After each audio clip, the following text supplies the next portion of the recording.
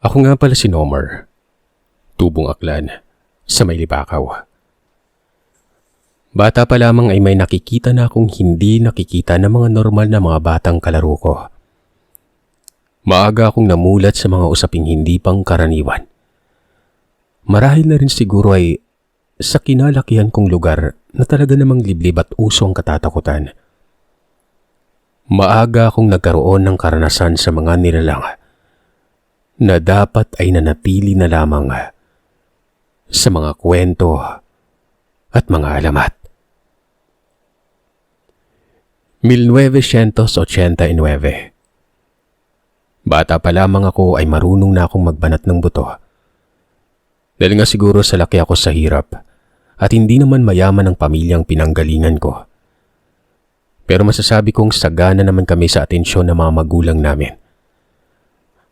Ako ang panganay sa aming 7 magkakapatid.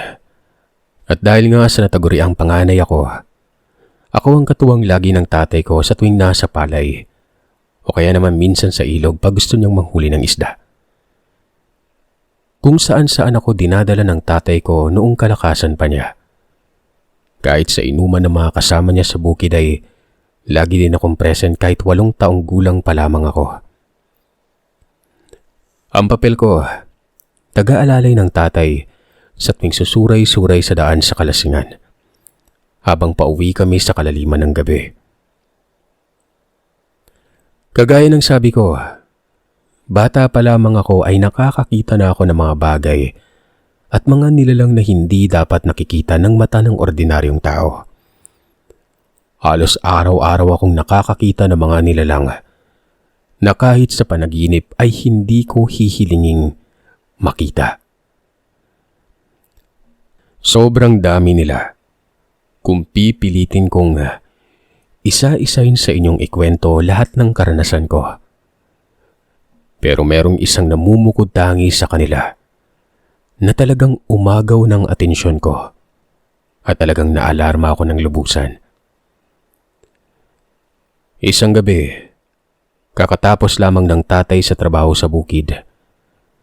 Nagkayayaan ng mga kasamahan niya na tumungga muna ng isang boteng bilog at nananabik na nga daw ang mga lalamunan nila. At gaya nga ng inaasahan, naroroon din ako para may mag-alalay sa kanya sa daan pa uwi. At siguradong sasayaw na naman siya sa daanan papauwi mamaya dahil sa Kalasingan. Mabait ang aking ama, pero kapag nakainom na, nagmumukhang komedyante. Yan kasi ang tama ng alak sa kanya. Ginagawa siyang payaso. Mag-aalas 9 na ng gabi noon nang matapos sila sa inuman nila at magkanya-kanya na kami ng daan pa uwi. Aabot ng 30 minutos ang daan pa uwi noon. Medyo may kalayuan. Pero para sa aming mga taga roon ay sanay na kami sa malalayong lakaran. Kung tatantyahin, nasa 10 minuto pa lamang kaming naglalakad ng tatay. Palabas pa lamang kami ng bungad. At ang tanging liwanag sa daanan ay ang liwanag na nanggagaling sa buwan. Malapit na kami sa bungad nang may mapansin ako. Parang may korting tao akong nakikita sa may bungad palabas. Hindi ko masiguro dahil nga sa hindi sapat ang liwanag na binibigay ng buwan noon. Ang ginawa ko ay tumingin ako kay tatay. Kung napapansin niya yung nakikita ko. Kung may napapansin ba siya sa dadaanan namin noon. Gumanti lamang ng tingin si tatay sa akin. Nginitian ako ng iting lasing na animoy naglalakad pa sa Cloud9 at nangangarap. Alam kong wala na rin sa sarili si tatay dahil sa nilamon na ng ginbulag ang isipan niya noong mga oras na yon. Habang papalapit kami ng papalapit sa may bungad noon, nakumpirma ko na tao nga ang kanina ko pang naaaninag sa hindi kalayuan. Nakatuwad ang babae. Hindi ko makita ang mukha dahil hindi nakaharap sa amin at nakatingin ito sa ibang direksyon. Muli akong tumingin kay tatay kung nakikita niya ba yung nakikita ko ng mga oras na yon. Parang wala siyang napapansin. Kung ako lang ang nakakakita sa babae, ibig sabihin, hindi tao ang babaeng nakatuwad na yon. Nagsimula na akong kabahan. Tumatayo na rin ang balahibo ko sa buong katawan. Kasabay ng paggapang ng nerbiyos ko, papuntang batok. Oo, 8 taon lamang ako nang mangyari yon. Pero may sapat akong pangunawa kung ano ang nangyayari sa kapaligiran ko.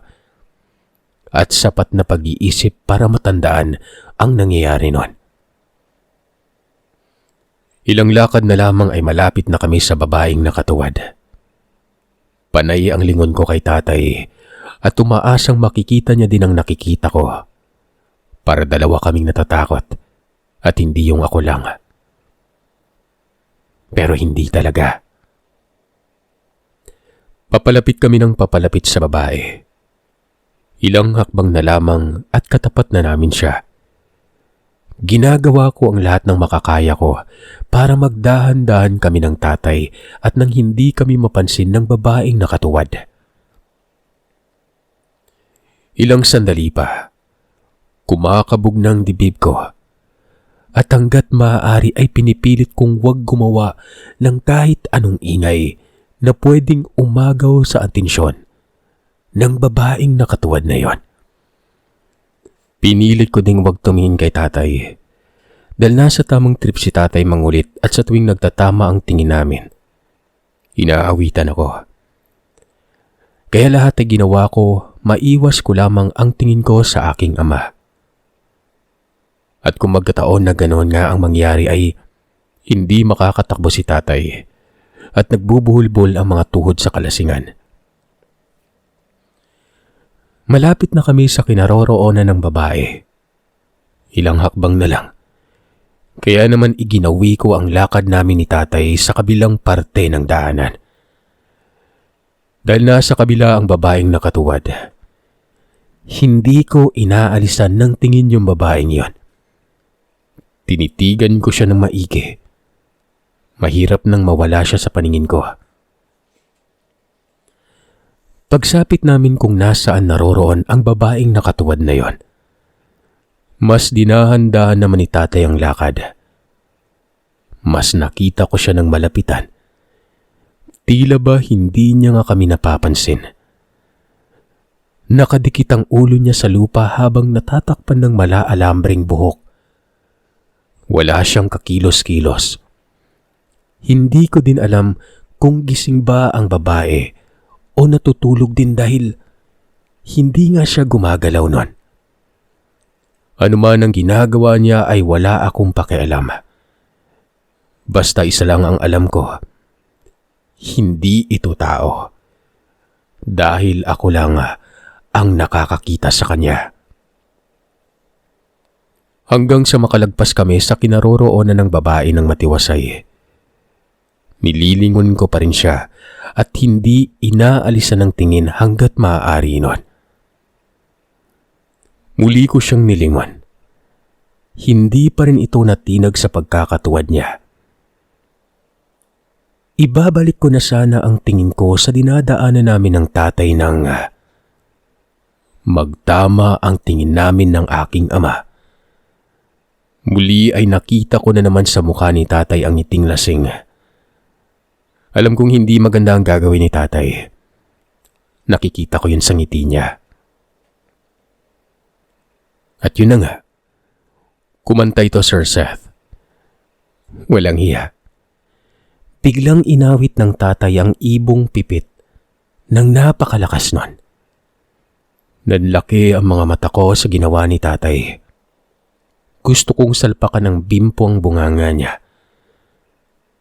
Agad kong nilingon ng babaeng nakatuwad sa pinanggalingan namin. Wala nang babae doon. Iginala ko ang paningin ko sa lahat ng lugar. Hindi ko na siya makita. Agad ay inakay ko ang tatay pauwi. Halos magkandara pa na siya sa paghila ko sa kanya, makauwi lamang kami kaagad. Hindi ko man nakikita ang babae kung saan ba siya nagkubli. Pero nararamdaman kong nasa paligid lamang ito. Nakasunod. Malayo pa kami sa bahay. Nasa kalagitnaan pa lamang kami ng daan pauwi nun. Mahaba-haba pang lakaran. Kailangan kong mapanatiling alerto ang isipan at paningin. Yan ang tumatakbo sa mura kong isipan noong gabing yon. Malapit na kami sa bahay ni tatay nang mapansin kong nakasunod yung babae sa amin. Nahapyawan siya ng paningin ko. Nilakasan ko ang loob ko. Nalingunin siya.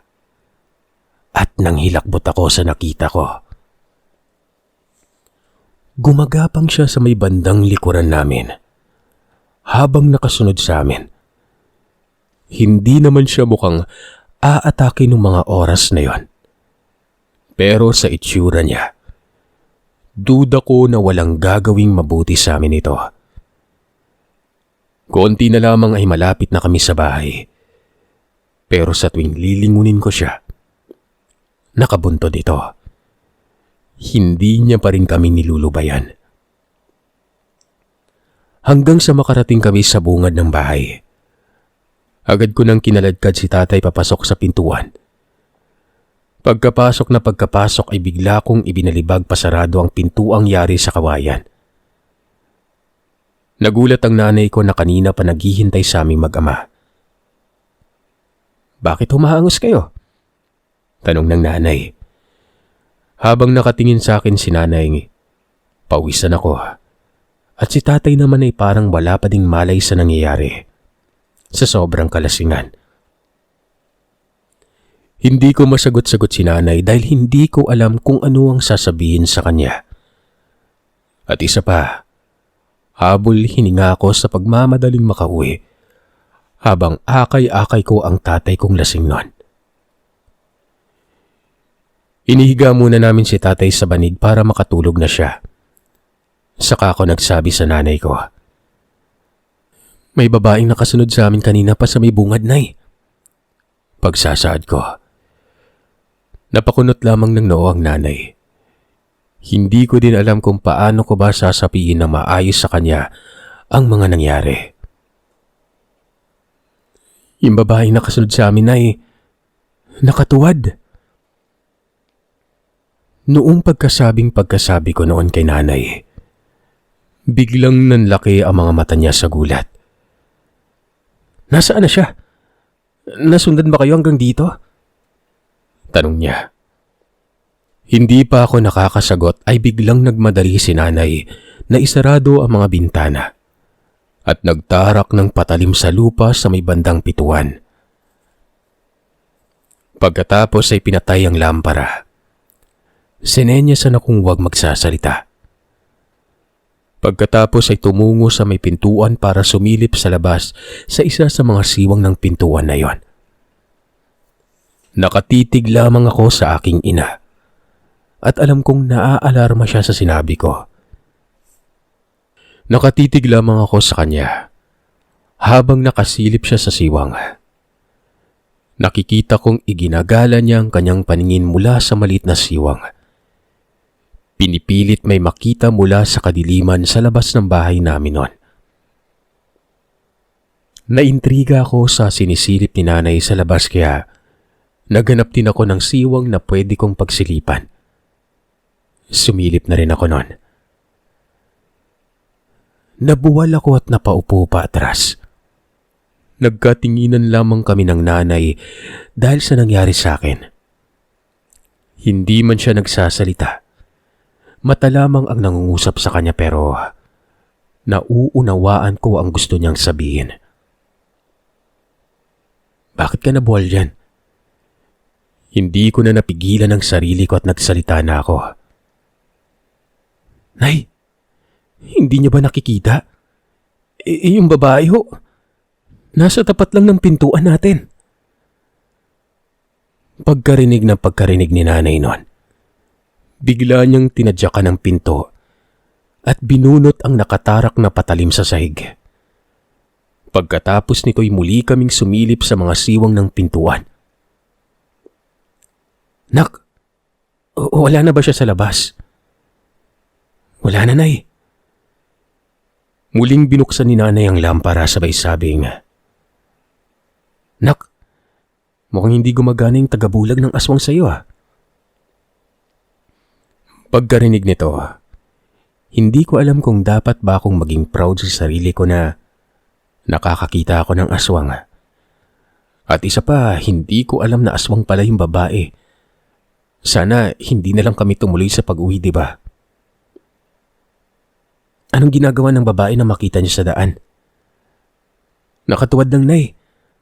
Tapos nakadikit yung ulo sa lupa. Medyo naguluhan ako sa sagot ng nanay noon sa akin. Ayon sa aking ina, nakikipag-usap umano ang mga tuwad na aswang sa lupa. Laging nakadikit ang tenga nito sa may lupa at nakikinig sa ibinubulong ng lupa sa kanya. Ang mga aswang kasi umano ay konektado sa kalikasan. Hindi naman umano masama lagi ang pakay nila.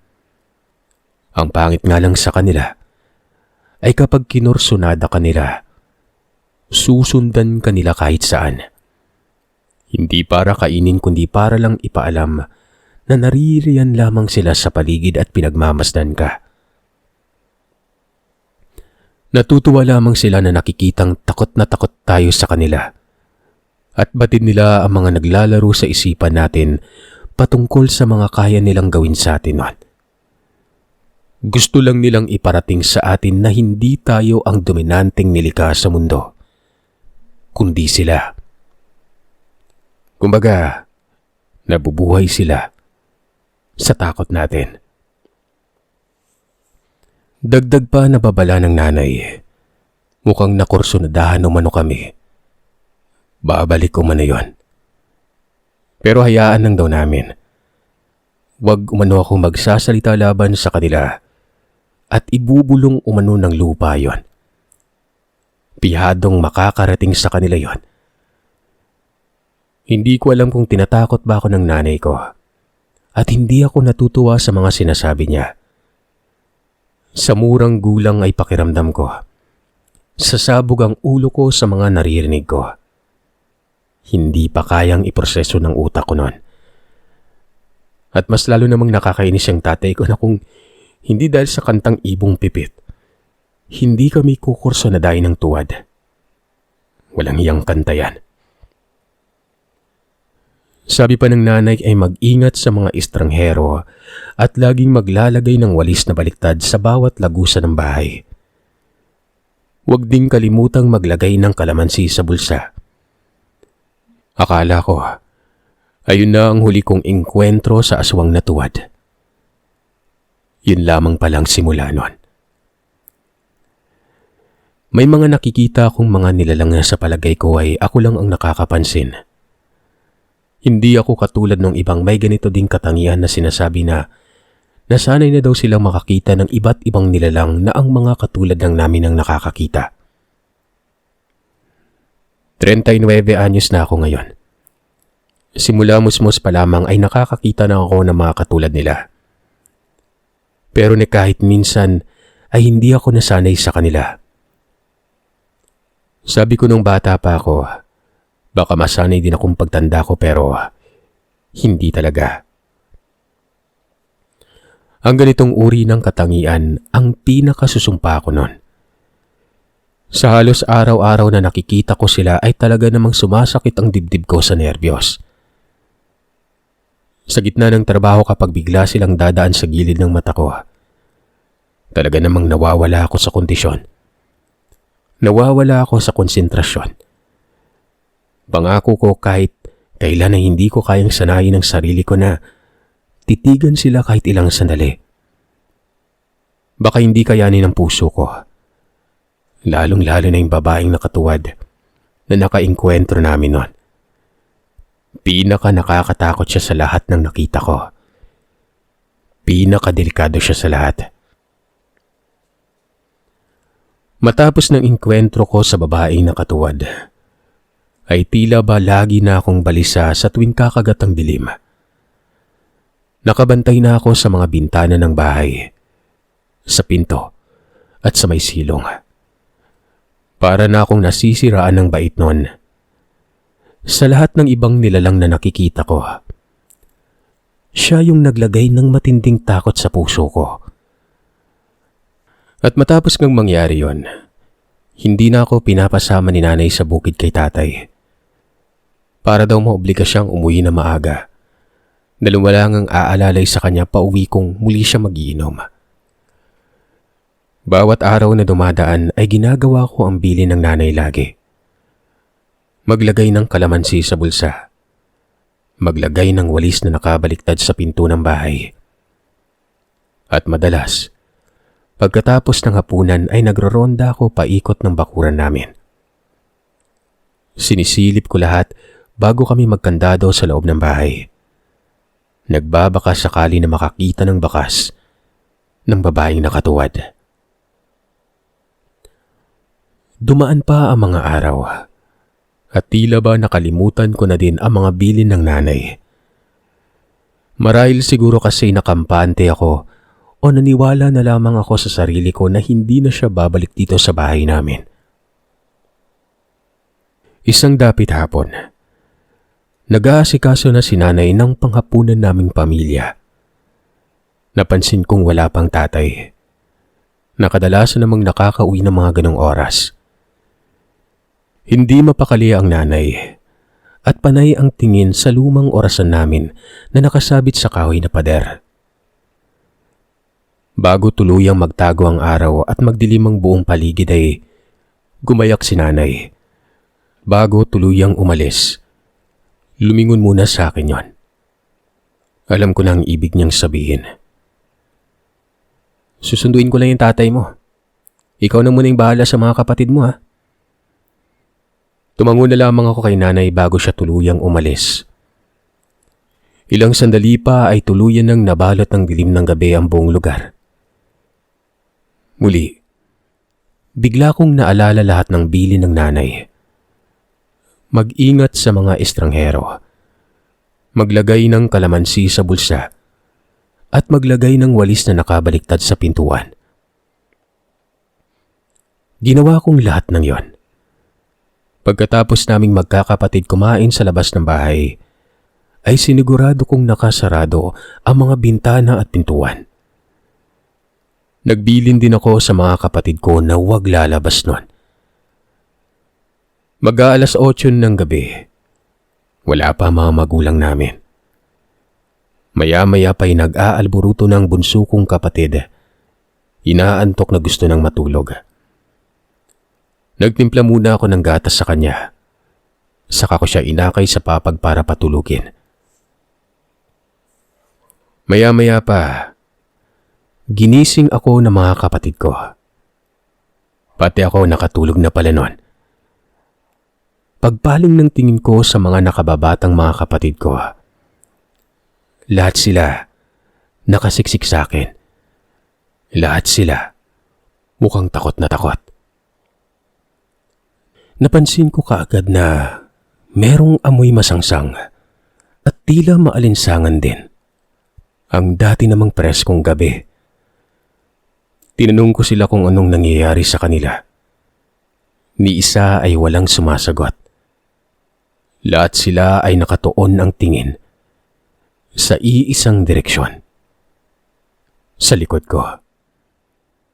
Nilingon ko kung ano ang meron sa may likuran. Lahat sila ay doon nakatitig at mukhang takot na takot pa. Wala namang kakaiba nung pagtingin ko. Haharap na sana akong muli sa mga kapatid ko nang may mahapyawan ang mga mata ko sa labas ng bintana. Sa bandang kaliwa ng paningin ko kung saan naroroon ang bintana, ayaw kong ibaling ang mga mata sa gawing yon. Nakabukas ang bintana. Sinarado ko ito bago ko patulugin yung bunso namin. Pinilit kong ibalik ang tingin ko sa mga kapatid ko. Lahat naman sila ay nakatingin sa may pintuan. bukod tanging sa alaga naming pusa na naroroon din sa sulok. Sa ibang direksyon nakatingin ang pusang yon. Sa bintana. Ibig sabihin ay may kung anong kapansin-pansin sa may bintana. Ninenervyos man ay pinilit kong lumingon sa bandang kaliwa ko kung saan naroroon ang bukas na bintanang yon. Halos atakihin ako sa puso sa nakita ko. Ibinalik ko sa mga kapatid ko ang mga tingin ko. Hindi ko kayang tingnan kung sino man o anuman yung nasa bintana na yon. Sobra akong nagulat. Ang mahirap pa nito, kami lang ng alaga naming pusa ang nakakakita doon sa kung anumang nilalang na nakasilip sa may bintanang yon. Kabado man ay pinilit kong maging panganay sa mga nakababata kong mga kapatid. Binitbit ko ang bunso naming nahihimbing pa rin. At ang lahat ay inutusan kong pumunta sa bandang kusina, kung saan malayo sa bintana. Habang naglalakad palayo sa bintana, ay nakikita ko ang mukhang nakasilip sa bintana na nakasunod ng tingin sa amin. Hanggang sa may napansin ako sa kanya. Ang bunso kong kapatid, ang tinititigan niya nun. Hindi niya inaalis ang paningin niya dito. Siguro, punteriya niya ito. Pagdating namin sa kusina, muli kong nilingon ang bintana. Wala na yung nakasilip. Saka ko tinanong ang mga kapatid ko kung anong nangyari noon. Sabi nung isa, habang natutulog daw kami ng bunso naming kapatid sa papag ay meron umanong nanitsit sa kanila. Binuksan nila ang bintana. Akala nila ay sila nanay at tatay na yung dumating. Pero nagulat sila nang makitang wala namang tao sa labas at nagtakbuhan na sila doon sa may papag kung saan kami natutulog ng bunsong kapatid namin. Ibinigay ko muna sa kanilang bunso naming kapatid. Dahan-dahan akong nagtungo sa pintuan. Gaya ng dati ay sumilip ako sa isa sa mga siwang ng pintuan para tingnan kung sino ba ang nangtitrip sa amin sa labas nun. Pagsilip na pagsilip ko sa siwang, halos tumalo ng puso ko. Agad ay inilayo ko ang tingin ko mula sa siwang na yon. Hindi ko siya kayang titigan ng matagal. Yung babaeng nakatuwad, nasa tapat ng bahay. Nakadikit ang ulo sa lupa. Halos himatayin ako sa nakita ko. Muli ay nilingon ko ang mga kapatid ko na nasa kusina namin at naghihintay ng sagot mula sa mukha ko noon. Sumenyas ako sa kanila na huwag maingay dahil alam kong nakikinig sa amin ang aswang na tuwad sa tuwing idinidikit ang tenga niya sa lupa. Hindi niya pwedeng malaman ang pinag-uusapan naming magkakapatid noon. Hindi niya pwedeng malaman na natatakot kami ng sobra sa kanya. Hindi niya pwedeng malaman na pinanghihinaan kami ng loob noon. Dahil yon ang nagpapalakas sa kanila. Yung takot namin. Pero imposibleng hindi niya alam na takot kaming magkakapatid sa kanya. Imposibleng hindi niya namamalayan yon. Tumagal na ganoon ang sitwasyon naming magkakapatid sa loob ng bahay. Nag-aabang ng sagot ang mga kapatid ko na nagkukumpulan sa kusina habang ako na may nakasandal at nakaupo sa may pintuan. Hindi ko naman pwedeng sabihin na may aswang na gumagala sa labas at baka mag-iyakan yung mga kapatid ko. Ilang saglit pa ay nagsimulang mag-alburuto ulit ang bunso namin. Naiirita na siguro at naiinitan dahil nga nagkukumpulan sa kusina ang mga may bitbit sa kanya noon.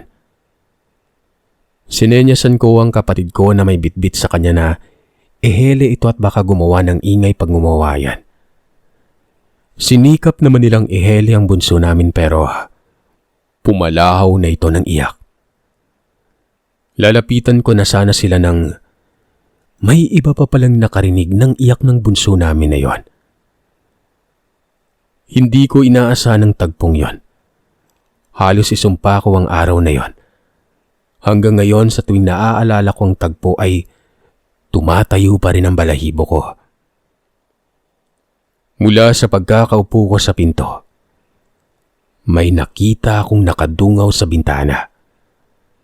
Isang babaeng may napakalagong buhok, makapal na kilay, matang nagliliwanag sa dilim at bahagyang alsadong nguso at panga, na kung titingnan mo ay ginawa lamang para pumangas ng karne ng tao. Halos ilawit niya na ang kalahating katawan sa bintana papasok at tila hinahanap kung saan nagmumula ang pumapalahaw na iyak ng bunso naming kapatid. Sapat na sana ang tagpong yon para atakihin ako sa puso kaso tinagdagan niya pa na naging dahilan kaya't hanggang ngayon kahit matanda na'y takot pa rin akong biglang lumingon sa kaliwa. Ipinikit ko ang mga mata ko dahil nakita ko siya ng malapitan. Nakiramdam na sana ay umalis na siya at umaasa akong sa muling pagdilat ng mga mata ko. Wala nang babaeng nakatuwad sa bintana namin. Pero nagkamali ako. Nang muling iminulat ko ang mga mata ko ay nakaharap na ito sa akin. Nakatingin sa akin. Nagtama ang mga mata naming dalawa. Nung pagkakataong yon ay nakumpirma kong hindi siya isang tao. Isa siyang diablo na nagkukubli sa katawang lupa ng tao sa umaga at lumalabas tuwing kabilugan ng buwan. Bumaon ang mga daliri ko sa lupa sa nerbiyos. Naiiyak na ako. Wala na akong maisip na paraan kundi sumigaw. Pero sa pagtili ko, walang boses na lumabas. Halos sikain na rin ako sa takot at habol hininga na rin ako noon. Nanatili lamang siyang nakatitig sa akin. Nung mga oras na yon, ay hindi ko alam kung ano ang nasa isipan ng babae o kung may isip pa kaya siya. Maya-maya pa ay mabilis ang naging pagkilos niya. Biglang umalis sa pagkakadungaw sa may gawing bintana. Napatanong ako sa sarili ko kung nasaan na ito. Ilang sandali pa ay bigla na lang akong may narinig sa labas nun. Isang boses na umaawit tungkol sa ibong pipit. Humirit pa ng isang chorus. Sila nanay ay naririyan na. Siyempre yung kumakanta, si tatay. Lasing na naman. Naririnig ko na naman ang awit ng lasing. Pagpasok ng magulang namin ay inabutan kaming nasa ganoong ayos. Ako ay nakasalampak sa may pintuan. At ang mga kapatid ko ay nasa kusina, nagkukumpulan at panay naman ang palahaw ng iyak ng bunso naming kapatid. Anong ginagawa niyo dyan? Tanong ng nanay. Sabay-sabay sumagot ang mga kapatid ko habang umiiyak ang bunso namin. Si kuya kasi tinatakot kami. Lumingon sa akin ang tatay kong lasing. Nomer! Sabay ngiting lasing ulit. Hindi ko na nakita muli ang aswang na tuwad matapos ng tagpong yon. May mga karanasan din ako sa ibang aswang pero ito yung pinakamasakit sa puso kong karanasan. Matanda na ako ngayon. Pero takot pa rin ako sa dilim dahil nga siguro sa karanasang yon. Ayaw ko nang maulit sa akin ito. Wag naman na sana.